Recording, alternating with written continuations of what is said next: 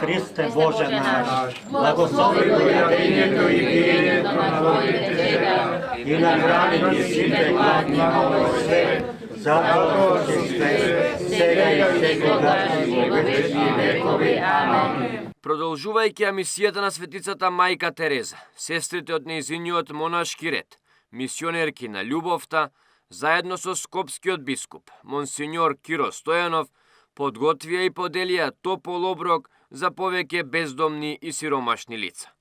Во пресред на најголемиот христијански празник, сестрите мисионерки на љубовта и бискупот Стојанов се обидува барем малку да им ги разубават деновите на најсиромашните лица, каде заеднички со нив се молија, ги охрабрија и им поделија топол оброк. Бискупот Киро Стојанов вели дека како христијани сме должни во деновите кога Исус Христос за љубов кон нас претрпе и смрт на крст, ние барем малку да им ги ублажиме страданијата на нашите најблиски и да правиме добри дела. Секако, истакнувајќи ја континуираната помош и поддршка на сестрите на мајка Тереза за најсиромашните сограѓани во Македонија. Ме причинува посебна голема радост, затоа што се наоѓаме во пресред на големиот христијански празник Воскресение Христово, а сите ние знаеме дека до Воскресението Христово ни предстои една голема подготовка, а тоа е подготовка на Великденскиот пост, односно 40 дена пред Великден. А како се подготвуваме? Се подготвуваме со молитва, пост и добри дела.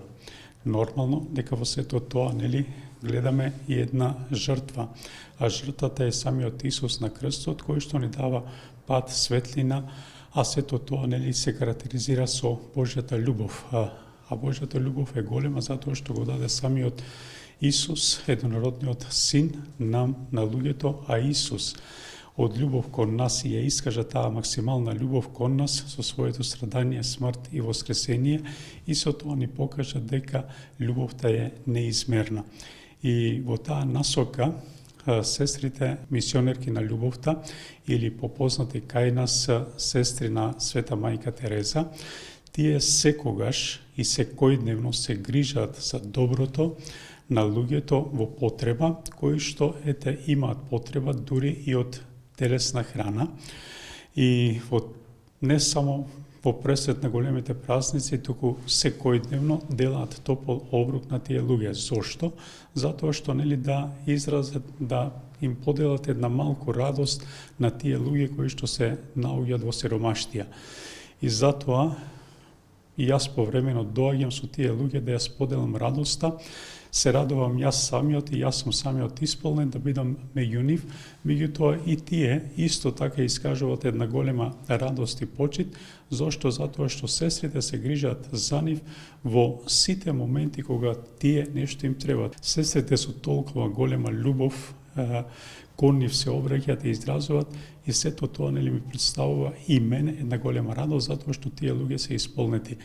А сите ние знаеме, нели, во овие 3 дена до таа радост да доеме ни претходи Свето Тројдневие, а самото Свето Тројдневие ја искажува жртвата на самиот Исус кој ја дава за нас. Меѓутоа таа жртва и таа љубов Исус ја искажува на самиот крст, ја искажува неизмерната љубов кон сите луѓе без разлика кои што сме.